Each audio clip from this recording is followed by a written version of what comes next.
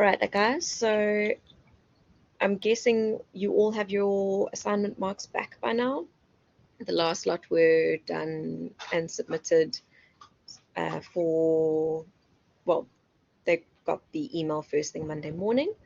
So I just wanted to give you guys a bit of feedback, just chats about it in general, and then open up for any questions that you guys may have about the assignment. So overall, I was very happy with the results.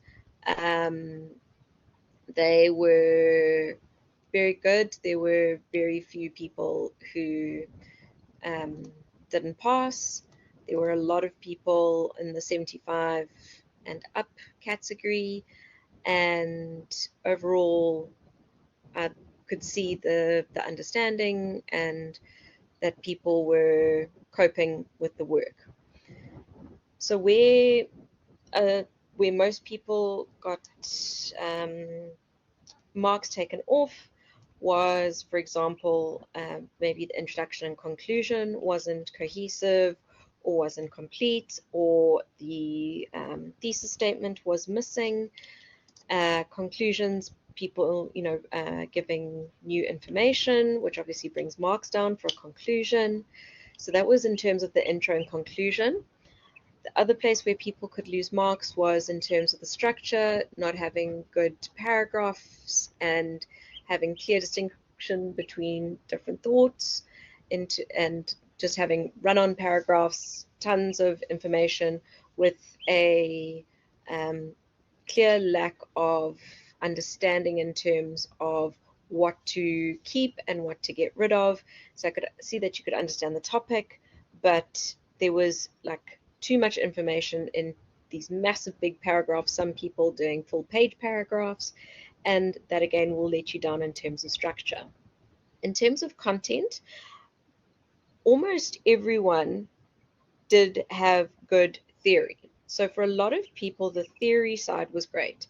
So there was, you talked about Publications Act, you talked about the certain rules and regulations that were in place. But then what a lot of people fell down on was the application side of things. So you would give the theory, you'd state the facts, no problems at all, but then you wouldn't go and apply it to real world examples. So, when they say about, someone would say, for example, journalists were, either exiled or sent to prison. That fact would be given, but then they wouldn't say, for example, this can be seen with whoever journalist who was exiled and chose not to come back to South Africa. So the information was, the fact was presented, but then it wasn't actually applied to the real world environment of the apartheid era or post-apartheid, or the ethics sides of things. So what we were having was a lot of theory, which is great, and theory is good, but then that depth and discussion is missing. So that's so important in academics. It's not just about the fact that you can source information from, many different websites. It's that you're able to source the information and you are able to then apply it to the real world and discuss it and show your views. Another thing that let a lot of people down was in terms of referencing. So either just one reference at the end of the paragraph, or paragraphs unreferenced, or another one where it was just the textbook basically regurgitated to me or repeated back to me. So it was, yes, they'd done in-text referencing, but it was just edge. There was no adding in of other sources as well. And that is problematic because then I'm getting a one-sided argument, a one-sided perspective. You've always got to incorporate different sources. I know for some of you, you had problems and didn't have the textbook. That was not a problem. It was more that if you were getting sources from the internet, it's again, you were repeating that same source over and over again. And that doesn't show understanding. That is showing that you can basically summarize a source, which is not the point. The point, especially at second year level, is to ensure that you're able to present facts, discuss them, and apply them. That's what I was looking for.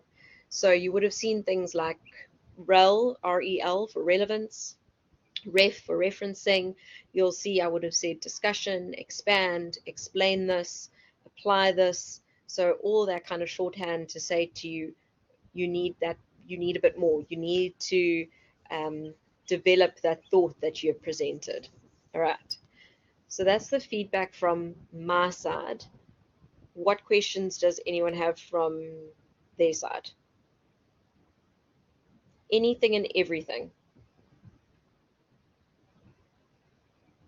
Because I am all for you guys asking as many questions as you need to. You can put your hand up if you want to ask me, if you want to speak.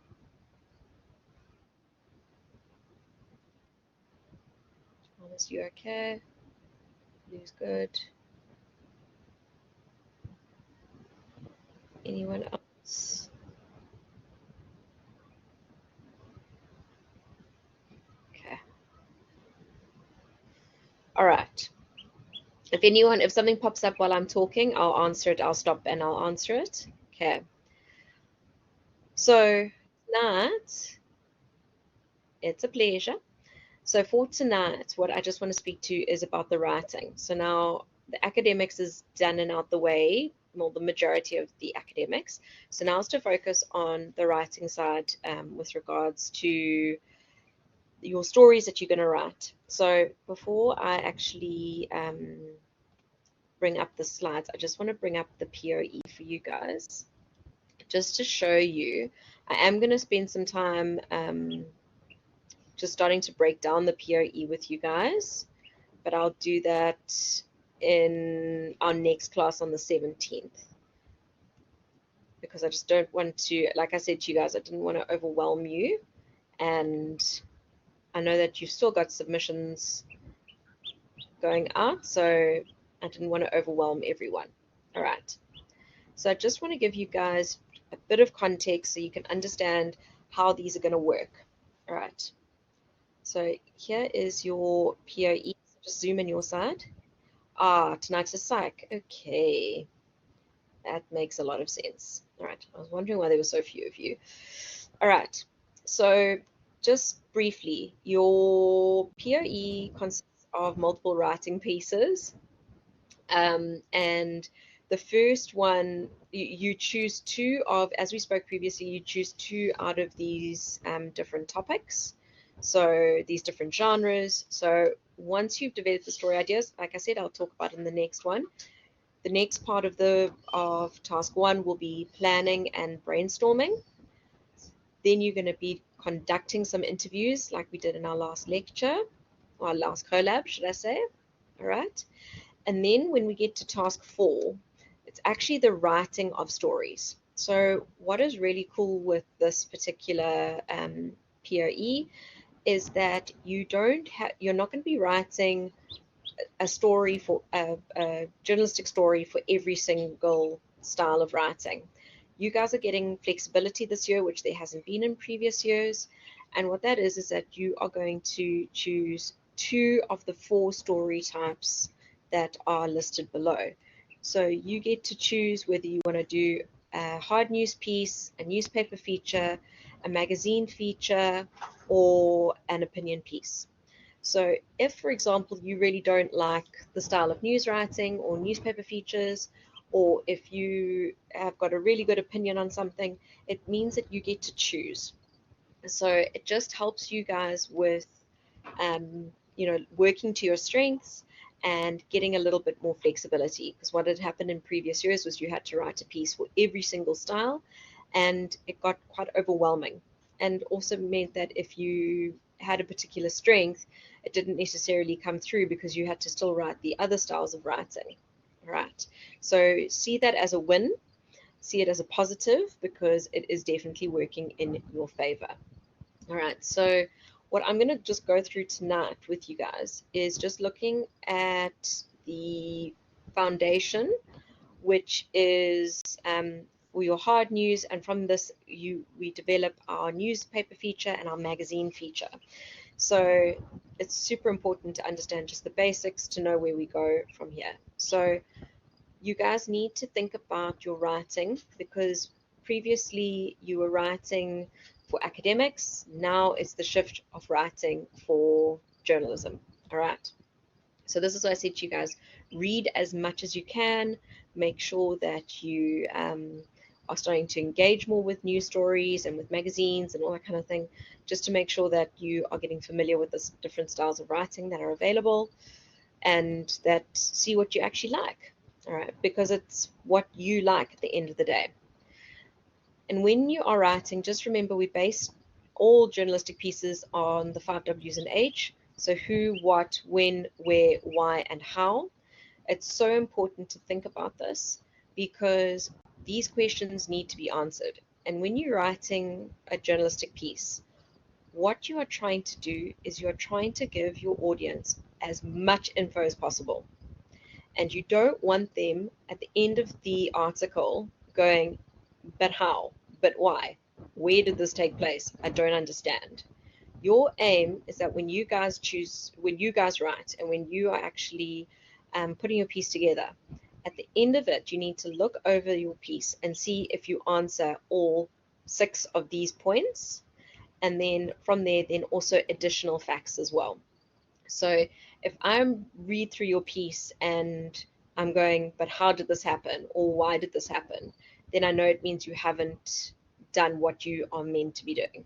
So the aim is no questions are left unanswered.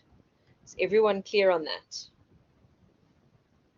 Because it is so, so important.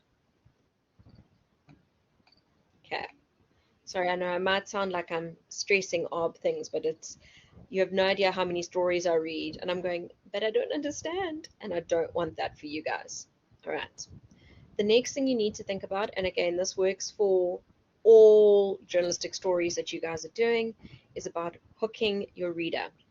So I'm sure some of you guys would have experienced reading a story in a magazine or a newspaper or anything.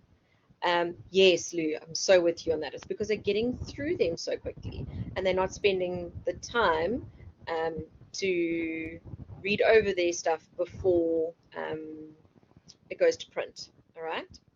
So you also need to think about hooking the reader in terms of making someone start reading a story and want to read on. So I don't know if you guys have ever read a story where you read the first few lines and you're like, I can't bring myself to deal with this. I'm sure textbooks are also like that. But if we look at our journalistic writing, it's that you'll read the story and you're just going, could they just get to the point? Or I'm so over this is so boring. And it's that you're not being hooked. Your attention is not being held. So the best thing you can do is write a good hook, a good opening to the story to ensure that your audience is hooked. So the way that you write a good hook is an interesting angle, or maybe placing a certain fact that's a little bit different or unusual, but still truthful and factual right at the start of a story. But the idea is the better the hook, the more likelihood that someone is going to read the rest of the story. The headline isn't actually the hook, but the headline is the initial bit of information that draws the reader in. So yes, it hooks their attention, but the hook is the first few lines of the story that gets them to read on. So the headline is the most important thing, because if a headline sucks, people won't even bother reading the story. But it's from there, it's that they want to read the story. Yeah, exactly. So I've just got I'm just going to read the one example just to things. So it took 3,000 deaths to listen to us. How many more deaths will there have to be for them to take us seriously? Now you read something like that and it hits hard right from the beginning. People are wondering what's going on. You can start with a quote like this or start with a fact. And now what's important here? Well, if you guys read this, does it tug on your heartstrings? Does it make you feel emotional? Does it make you wonder what's going on? That's the first thing. As my little duckling talks to you guys. All right.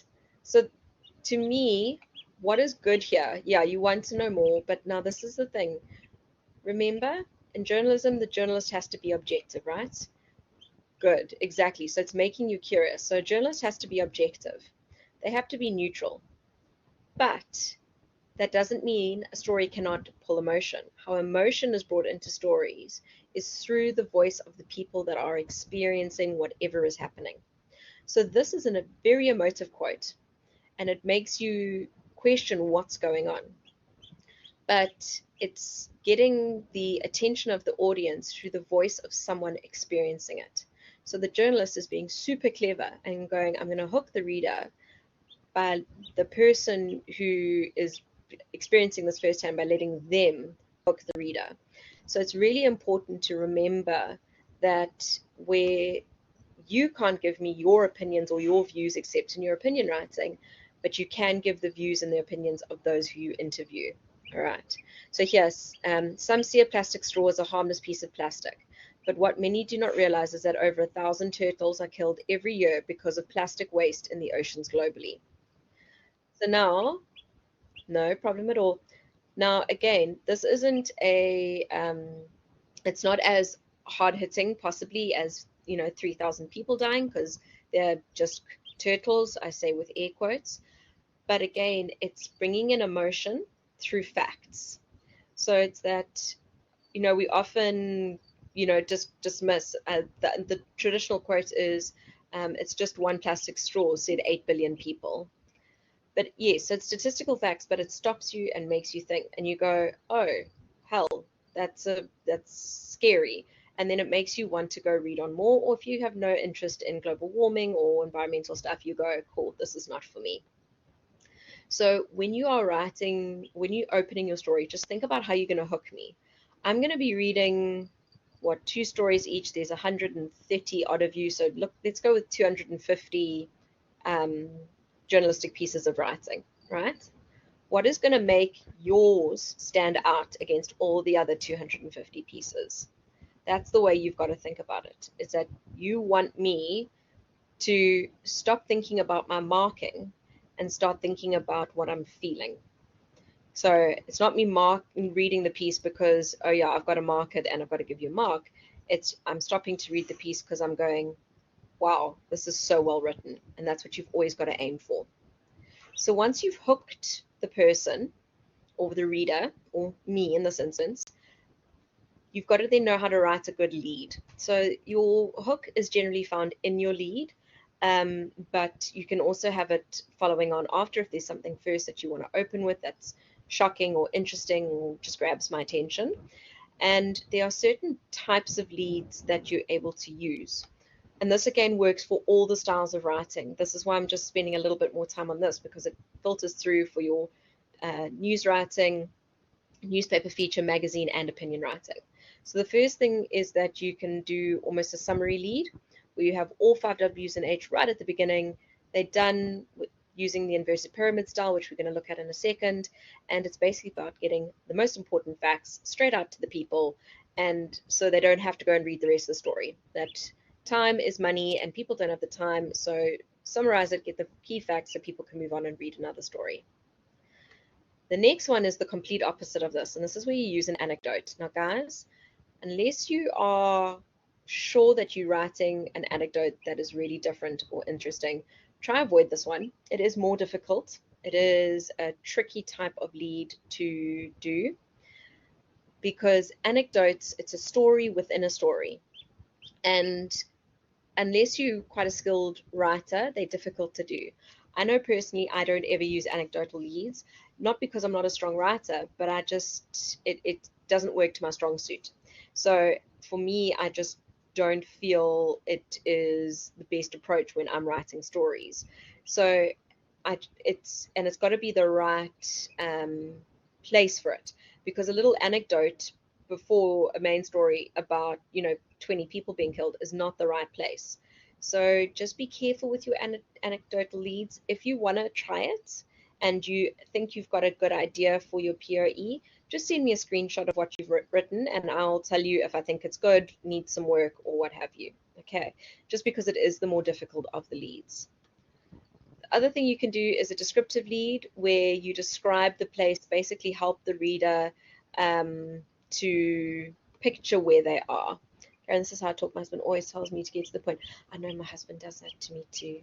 He gets so over it. He's like, you can hurry up now. My best friend does it as well. But I think that's definitely the BA in all of us, because we naturally want the context and to tell everyone, help people understand what's going on, because context is important. So descriptive leads will then probably work in your favor, because this is where you can get descriptive and detaily, and help people feel involved and know what's going on and feel part of the story.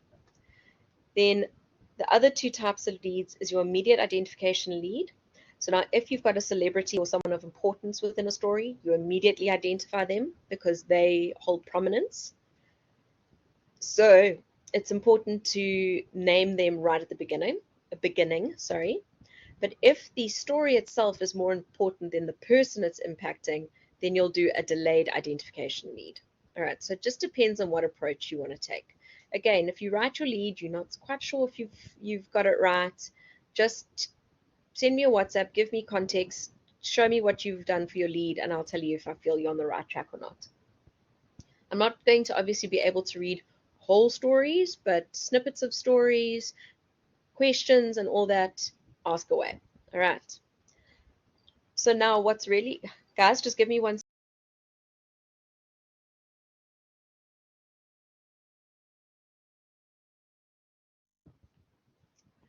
All right. So now pretty much every story that you guys are going to write, besides magazine, you're going to be using the inverted pyramid approach. All right. So what the inverted pyramid approach is all about, it's about most important information going to the least important bit of information. And the reason it was designed for sub-editors. So basically, they would give the journalists a set number of words, and if they needed to cut the story because they didn't have enough space or the journalist had gone over the word count, they knew they could basically cut from the bottom up, and the least important information would be removed, and the crux of the story and the important stuff would still be there. But it's still a way that we as society like to receive our stories. We like to have the most important facts presented to us right at the start, get to the meat of it, and then if we've got the time and if we've actually invested ourselves in it, then we'll choose to read on. All right. Does that make sense to you guys? The inverted pyramid.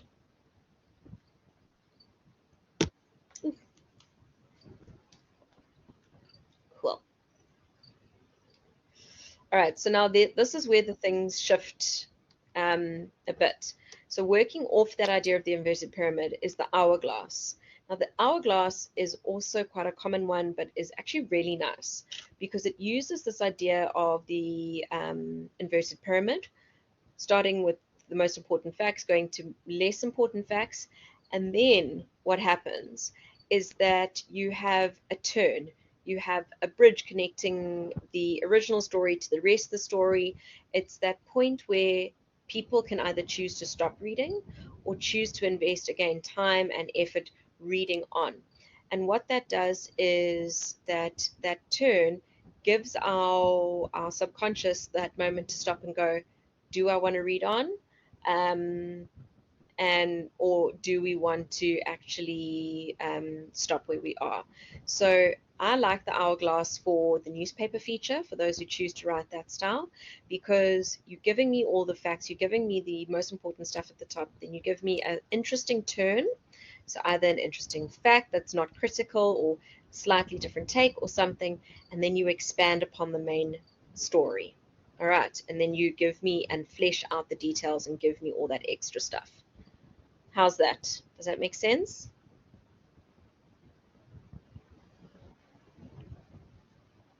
If any of them don't, guys, please just say something. I know your brains are probably all either smushy from psych or wanting to go and finish psych, so I'm trying to get through as quickly as possible.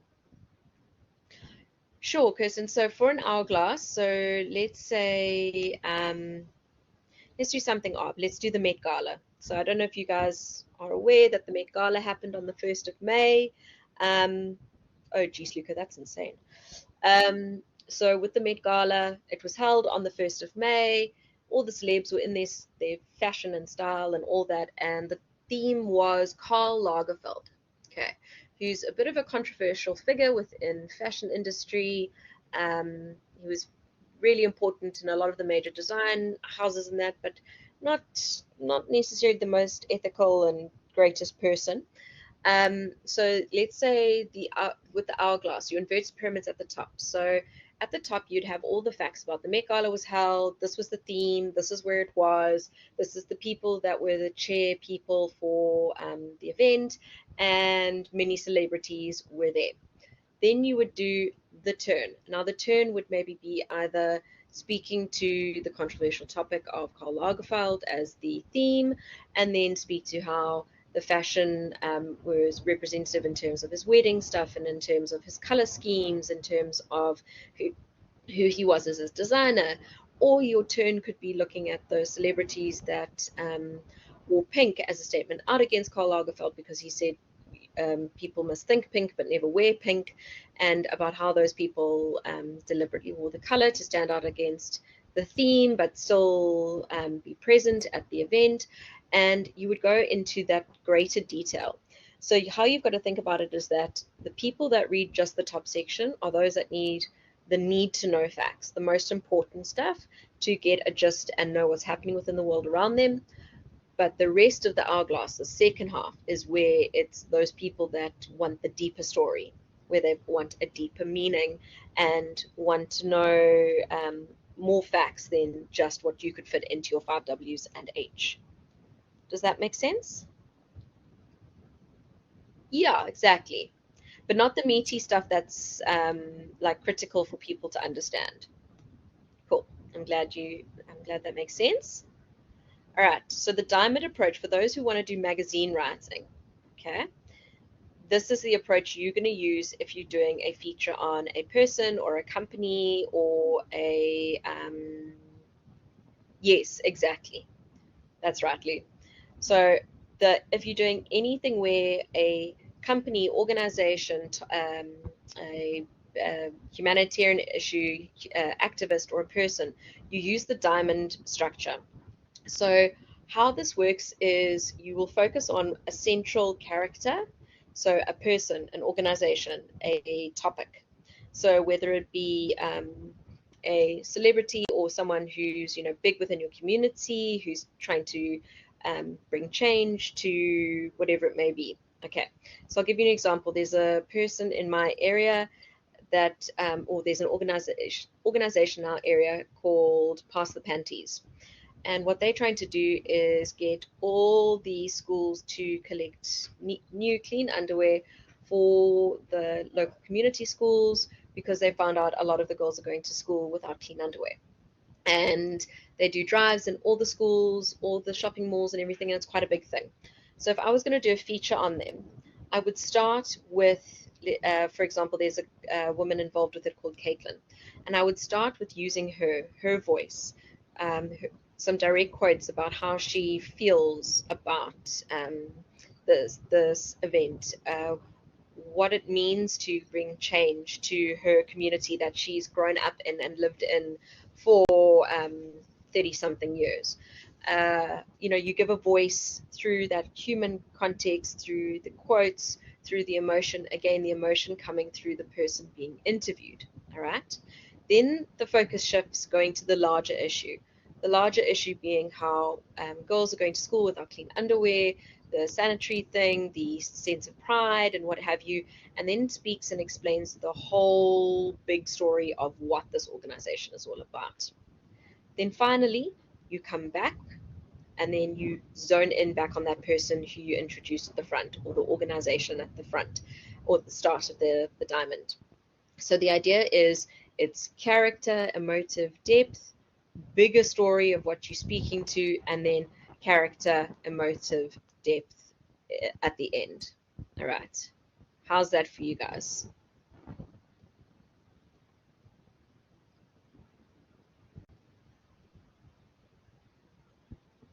Is that one okay? Cool. It's always nice when you go through them and you're like, hey, I like that. I love Diamond because Diamond to me is where you get to really know characters within a story.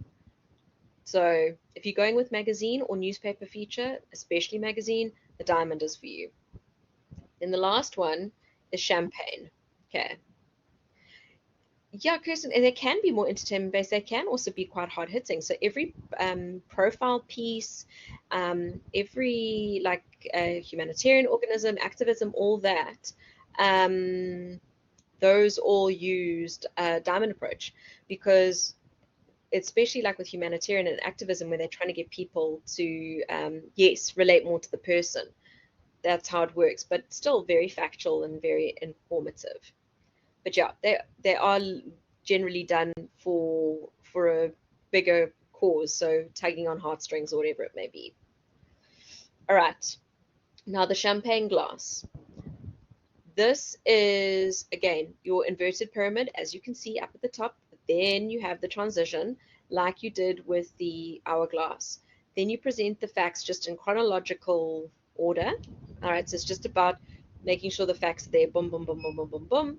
And then you're ending. So this is where it's slightly different. You end this with what we call a kicker. So it's a surprise, a twist, as my husband kicks the ear in front of me.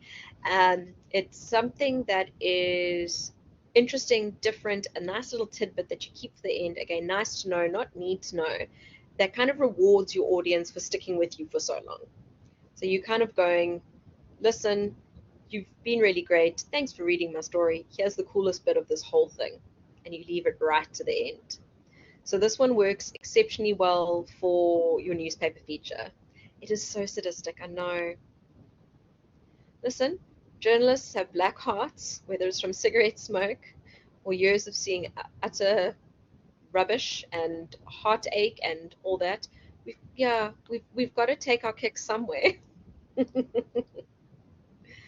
Exactly, and there's the kicker. That's exactly where it's from.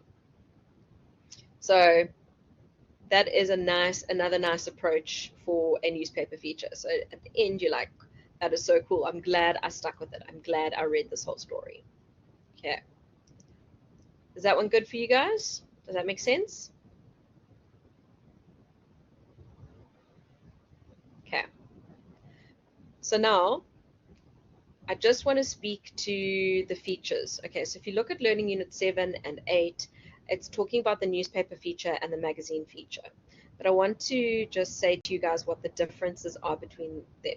All right, because they're both features, they're both more in-depth. So let's actually look at the commonality first. All right, so when we look at a newspaper feature and a magazine feature, it's about depth, it's about further understanding the story. It's generally the story that comes later on, so it's not as news breaks. It's when we've had a week or two to get to know with what's going on, spend some time, if the journalists have spent time breaking down the stories, understanding what's going on, making sure that everyone is abreast of what's been going on, but they've got the time to research. So your newspaper, your news writing or your hard news story can become the newspaper feature. So what this means is you also try and work for finding a different angle.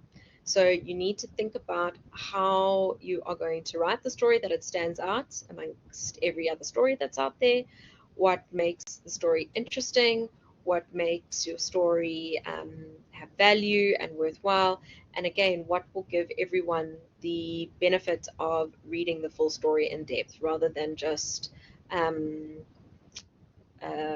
what's the right word? Giving up halfway through. Sorry, words not coming to brain. So the idea here is that try and find an angle that is different, but also that you can write for a while because you need that depth, you need that research. So you've got to choose something where you can actually put that time and energy into it. Now, find the core aspects, focus on, in other words, don't ramble. Yes, Kirsten, exactly. So I don't want rambling, but what is good with your features is that you can start being more emotive. So you obviously have your 5 W's in age that always has to be present. But again, guys, the emotion doesn't come from you, the emotion comes from those involved. So you can start using descriptive words. So just be careful though, this is not English poetry, all right? but you can start using more descriptive verbs. So you don't talk about the slamming door. You can talk about the earth-shattering door slam that sent everyone um, up in arms, or I don't know, whatever you want to do. Just don't go too over the top, but you can start bringing in those details. But now where a magazine feature and a newspaper feature differs is the tone. All right. A magazine feature, it's meant to be you talking to your mates. It's meant to be you having a conversation with someone, chatting to them about what's going on around you and what's happening with your life and what's happening with their lives and all that kind of thing. So your magazine feature is got to be, yes, casual, but still informative, but it's meant to be, you know, your friend next door type thing. Where a newspaper feature has got to have a bit more formality, so it's still got to keep that news element, but details. Details, details, details, facts, description, explanation, quotes, direct quotes, guys. You've got to break the paraphrasing habit and give me direct quotes. And what's important here is all about the angle. Because, again, if you choose something like, if it was COVID or environmental stuff or whatever it may be, I don't want to read the same story over and oh, sorry guys, I had to sneeze and I couldn't even switch off my mic in time. Sorry. All right.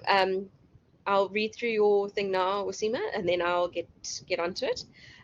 So just please be careful with your magazine and your newspaper feature. Don't chop and change. Remember, magazine casual, newspaper feature more formal. All right, but both being super descriptive, detail orientated, and really getting to the story behind the story. Apologies if you covered feedback because I'm at one already. Please explain on how one can expand and elaborate on a point and create depth, but still stick to word or page limit. Okay. I could use a draft and a story according to the brief. Okay, so this is relevant for this and for your assignment. So what happens is that when students, and I say students as myself as a student as well, when we're writing essays, what we tend to do is we try to find as many facts and as many points of information as possible and shove it into an essay. Because what it does is it shows our research, it shows our understanding, and it shows that we're able to combine information and put it forward. All right. But when we go and gather as many facts as possible and try and put it all into an essay, what happens is that you don't give yourself time and space to discuss these points that you are presenting. So what happens is you will say there was this law and that law and that law and that law and that law. And I'm like, great, cool, you can research. I can see you found all the laws that are applicable. But how does a single one of those laws, I'm just giving an example, I can't remember who said what. Like I said, I've marked over 120 of these things. But you haven't told me how the Publication Acts work. You haven't told me about the Censorship Act. You haven't told me how, the impact of the redacted information. I would rather you focus on 2 or 3 main points and expand and discuss on those really well than you going and just shoving as many facts as you can. Because what happens is that it's not showing me your understanding. It's not showing me that you're able to discuss the relevant points of information.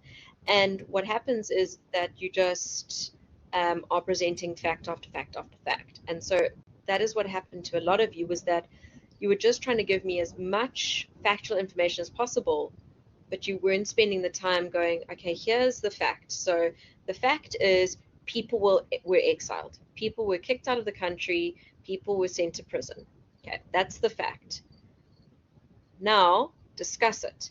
The discussion around it is this meant journalists were fearful about writing any information that was deemed out of government's purview or government deemed not relevant for the public. It meant that people such as X and X that were exiled, who were fighting up against apartheid, were put in a position where they could no longer fight for it within their own country, so they chose to go and live in the States or the UK, so they were able to be activists there.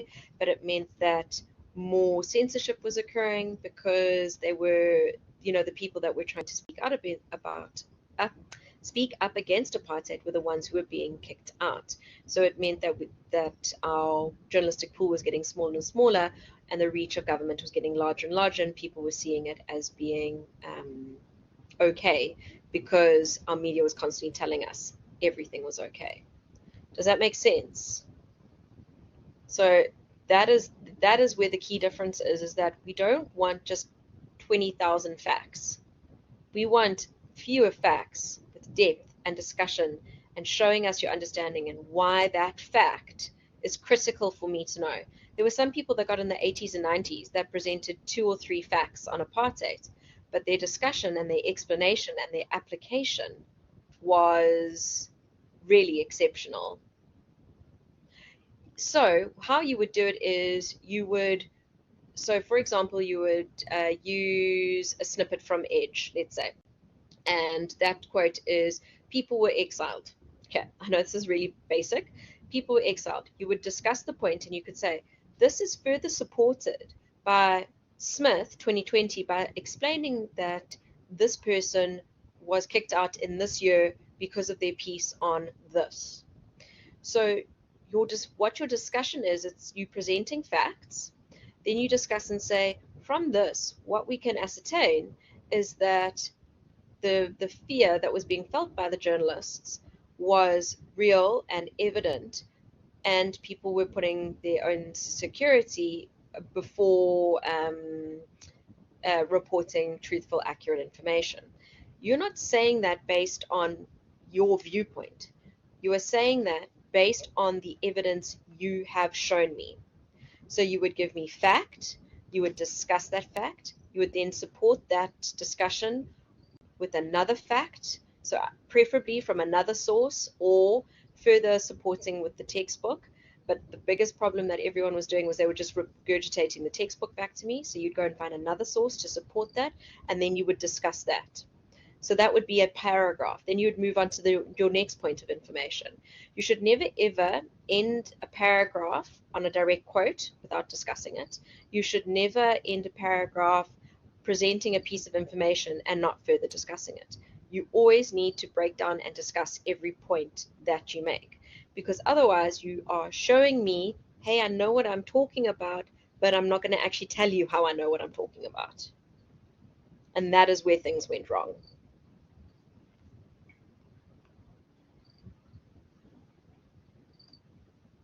Yeah.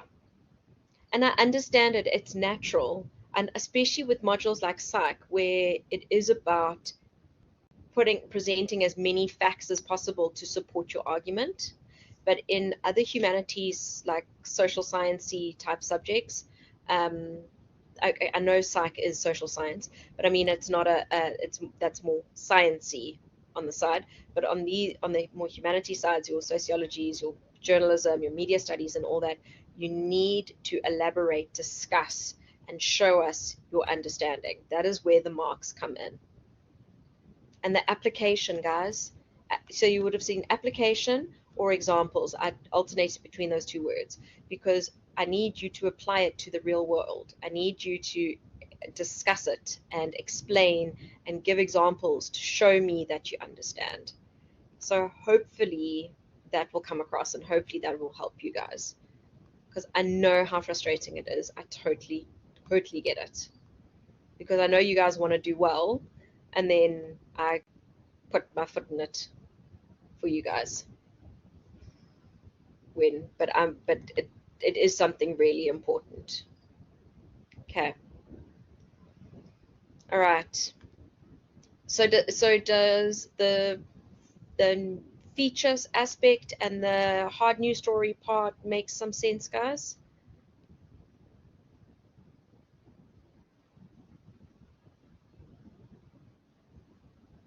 Okay. Because it's 40% of your POE. So in the next lecture, we're going to look through the POE and we're going to look through opinion writing. Those are our last things to do on the 17th. Okay. I know there's a couple of you that have emailed me for feedback, further feedback and stuff. I've finished marking Monday evening late. Yesterday and this morning I was just playing catch up with stuff, so tomorrow I'll reply to all those emails because it's, yeah, I've just been playing catch up, trying to make sure your marking was in on time and trying to get it to you guys as soon as possible. Okay. All right, guys, if there's no other questions, we're done for tonight. If you have any other questions, please ask away.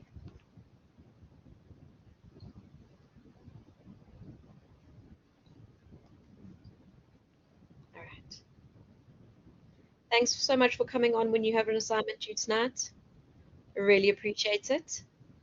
Have a good night, everyone, and I'll chat to you soon. Bye.